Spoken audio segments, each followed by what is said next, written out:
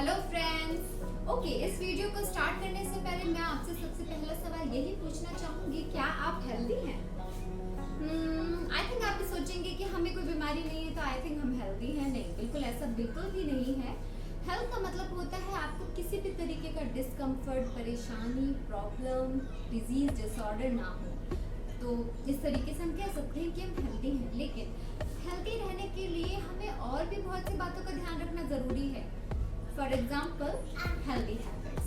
जी हाँ, healthy habits हमारे लिए बहुत ज़्यादा ज़रूरी हैं। समय के साथ साथ उम्र बढ़ती है और उम्र के साथ साथ हमारा जो शरीर है वो कमज़ोर होता चला जाता है।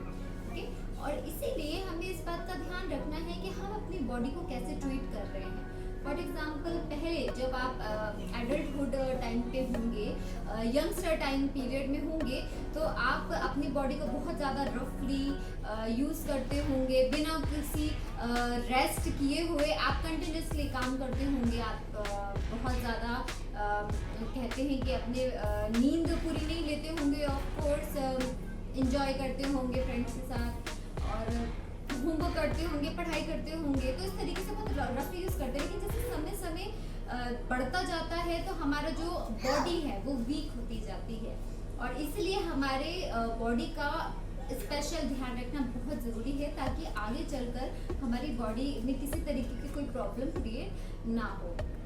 वैसे बहुत सी चीज़ें हैं जो आप अपने लिए, अपने बॉडी के लिए, अपनी हेल्थ के लिए कर सकते हैं। और सबसे पहला तो जो मेन काम है वो ये है कि आप दिन में sufficient amount of water drink कीजिए, कंज्यूम कीजिए। यानी आप दिन में कितना पानी पीते हैं उस पर ट्रैक करिए। बहुत से ऐसे लोग हैं जो दिन में सिर्फ 1-2 ग्लास पानी पीते हैं, उन्हें पता ही नहीं कि हमने कितना पानी पिया। और अगर पता भी है तो 1-2 ग्लास को जवाब दे देते हैं। ऐसा नहीं होना चाहिए। आप कितना पानी कंज्यूम कर रहे हैं एक रफ एस्टिमेशन तो होना चाहिए। मैं ये नहीं कह रही हूँ कि आप बिल्कुल एप्रोप्रिएट बताइए कि मैंने इतने से इतना ml पानी पिया है, इतने से इतने ग्लास पानी पिया। नहीं, बिल्कुल ऐसा भी नहीं है। लेकिन एक जो रफली एस्टिमेशन होता है कि इतना करीब ग्लास पिया होगा, अप्रॉक्स इतना पानी पिया होगा, एटलीस्ट वो तो आपको पता होना चाहिए। क्यों? इसका रीज़न ये है कि आपको कितना रेकमेंडेड वाटर पीना है ये सबको पता है नॉर्मली, है ना, कि आपको इतना अमाउंट ऑफ वाटर पीना है, कंज्यूम करना है। और अगर आप उतना पानी नहीं पी रहे हैं तो क्या होगा, आपकी बॉडी के अंदर बहुत ज़्यादा हार्मफुल इफेक्ट हो सकता है। आपकी किडनी पे प्रॉब्लम हो सकती है, आपकी स्किन तो डेफिनेटली खराब होनी है ना। तो इसलिए कहते हैं कि ग्लोइंग स्किन के लिए भी बहुत से ब्यूटिशियंस और स्किन स्पेशलिस्ट रेकमेंड भी करते हैं कि आप एक्सेस अमाउंट ऑफ वाटर पीजिए। पानी पीना एक बहुत अच्छा काम है और इतना भी एक्सेस है कि आप डबल अमाउंट ऑफ वाटर पीजिए, पर जितना रेकमेंडेड एटलीस्ट उतना तो पानी पीजिए। तो पानी पीने पे हमेशा आपको अपना फोकस रखना एक बहुत अच्छी हेल्दी हैबिट है। और सबसे पहले दिन की शुरुआत पानी पी के कीजिए। बहुत से लोग हैं जो उठते साथ ही 1 ग्लास ऑफ वाटर पीते हैं, तो अपने दिन की शुरुआत पानी पी के करते हैं और उनका पूरा दिन अच्छा जाता है। क्योंकि जो पानी पीने से आपका जो गट है, इंटेस्टाइन, वो भी हेल्दी रहता है और आपको किसी भी तरीके की कॉन्स्टिपेशन की प्रॉब्लम नहीं होती है। अपनी बॉडी को इस तरीके से बनाएं कि वो आपकी सुने और आपके कंट्रोल में रहे। ओके, नेक्स्ट सेकंड हैबिट एक हेल्दी ये है कि आप हमेशा अपने आप को कुछ एक पर्सनल और मी टाइम दीजिए। ये बहुत ज़्यादा ज़रूरी है। और यहाँ पे मैं पर्सनल और मी टाइम कह रही हूँ, इसका मतलब ये नहीं है कि आप बैठ के बस ऐसे सोचते रहें अपने बारे में। नहीं, ऐसा बिल्कुल भी नहीं है। मी टाइम और पर्सनल टाइम का मतलब है ऐसा काम करें जो आपके दिल के करीब हो, जो आपको अच्छा लगता हो। कोई आपकी ऐसी हॉबी है जो आपको पसंद है।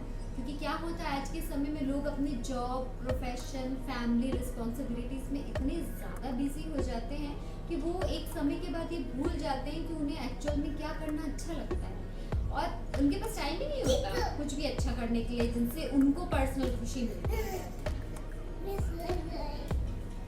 तो इसलिए ये बहुत ज़्यादा ज़रूरी है कि आप अपने बारे में थोड़ा सोचें। अपने बारे में सोचना कोई सेल्फिश होने जैसा नहीं है। प्लीज़ अपने बारे में सोचिए जो आपको पसंद है। आपको सिंगिंग पसंद है, डांसिंग पसंद है, आपको गेम्स खेलना अच्छा लगता है तो आप वो करें। आपको जो भी पसंद है वो करें। दिन में कम से कम 5-10 मिनट तो अपने लिए निकालें।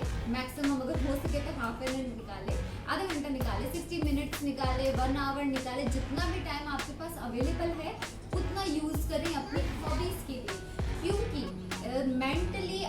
बहुत ज़्यादा ही खुश और बहुत ही हैप्पीनेस फील करेंगे अगर आप अपने लिए कुछ टाइम दें, राइट?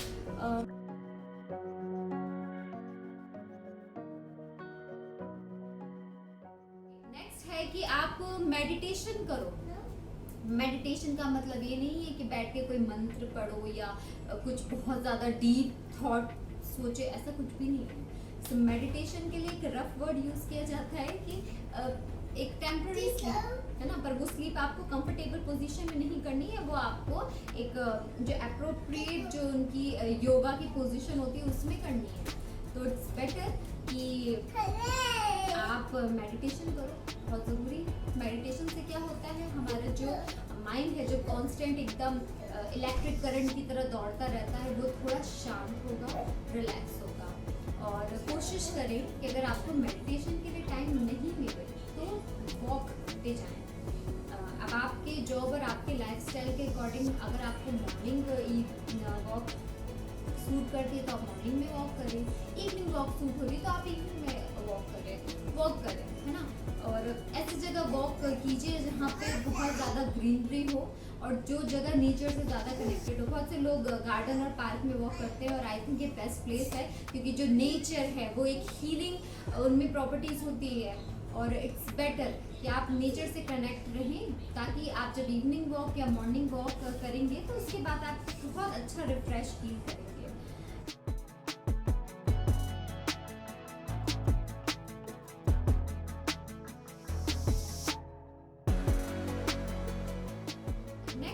ओवर थिंकिंग मत कीजिए। जब आपको किसी बात की टेंशन है आप उसको बार बार सोचते हैं।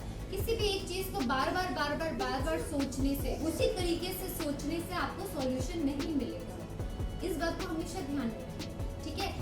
ये जो कहावत है प्रैक्टिस मेक्स पर्सन परफेक्ट, ये सही है, लेकिन जब बात आती है थिंकिंग पे तो आप बार बार एक ही चीज़ को एक ही तरीके से सोच के किसी सॉल्यूशन नहीं निकाल सकते। इस बात का ध्यान रखें, ओवर थिंकिंग से बचें।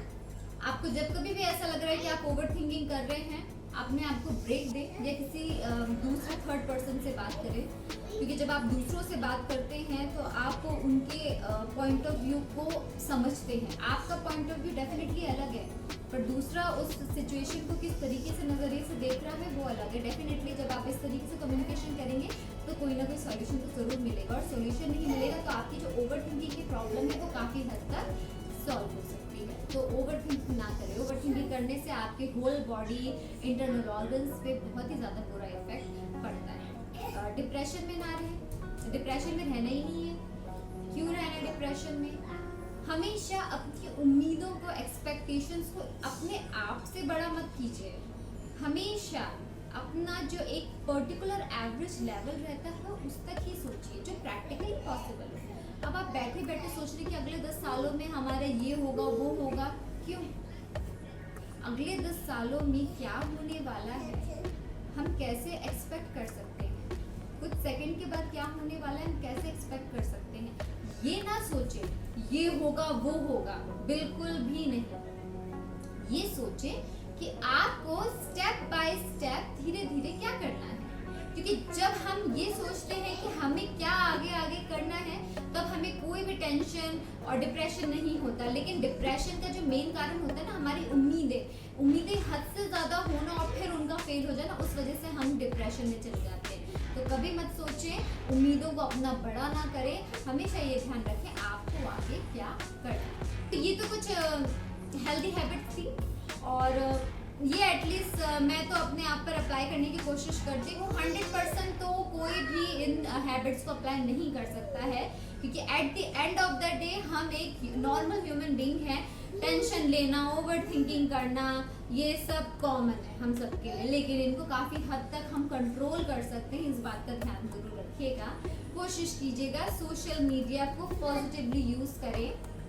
सोशल मीडिया से कंपैरिजन अपनी लाइफ का ना करें कि अरे उसके पास ये है मेरे पास ये नहीं है, वो इतने अच्छे फोटोज डाल रहे हैं मैं इतना, ऐसा नहीं है ना। हमेशा फैक्ट और प्रैक्टिकल चीज़ों पर ध्यान दें, फेक चीज़ों से बचें प्लीज़। हमेशा मेरा जो वीडियो बनाने का जो पर्पस है वो यही है कि प्लीज़ हेल्दी हैबिट्स को फॉलो कीजिए। आपके लिए, आपके फैमिली मेम्बर्स के लिए बहुत ज़्यादा ज़रूरी है। मिलती हूँ नेक्स्ट वीडियो में, तब तक के लिए